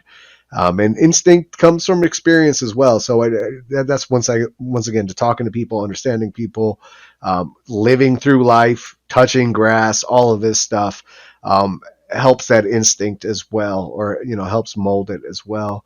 And to me, that's the most important thing. Like you, even me going in, to this political thing and trying to run against senators as independent and got to get a bunch of signatures to even get on the fucking ballot and do all this stuff. I I'd be lying if I said all my I's are dotted, all my T's are crossed. No, they're not. I'm just kind of jumping in. I'm not even looking into the pool. And because it is instinctual, it's like I have to do something, is what I tell myself, or I can't function, right? I'll be destructive. I'll become an alcoholic, fucking on drugs or something, right? It's like I would be self-destructive if I like lived with the shame that I put upon myself, and it's guided through my instinct. At the end of the day, it's not through anything else. Holding it all up inside of you is it kills you, it eats at you. Yeah. And like I said, I'd rather risk I shouldn't say fail, risk failure doing Hmm. something like this than what is the alternative other than giving it a shot? Because within the milieu that we're in right now, there's not a lot of leaders, really. There's not a lot of one direction, one everything. A lot of people are still kind of fumbling around in the dark with living in this modern world, realizing that the rules of yesterday don't really apply, and there's all kinds of new roadblocks, new surveillance systems, new ways where we can get handicapped that our ancestors never had to deal with. Our enemies are much more abstract and complicated if you're really looking at it. So it's like we're still like figuring it out, but this is kind of how you have to figure it out. You got to try new things, and it's gonna perhaps look a bit inelegant, but I think one failure in the real world is worth 100,000 perfect plans exchanged in the chat Yeah. room. 100. Yes. Yes. 100% agree. 100% agree All with right. that. This has been a wonderful talk. Thank you for showing up once again. It is the newfrontierusa.org is the website. Check it out. Also check out, I believe, on YouTube as well as Odyssey, Cultured Conversations and the Ronin Report with our lovely guest, Cultured Thug. Thank you again for coming. Also, Culture Thug on Odyssey to see all the old videos that are up there. Make sure you check that out. Thank you for having me on. Great conversation. Great I had a great conversation. I time. highly enjoyed it. We'll do it again soon. Thank you. Yes. Cheers. Do not let the rapists win. Listen and love Blood Satellite.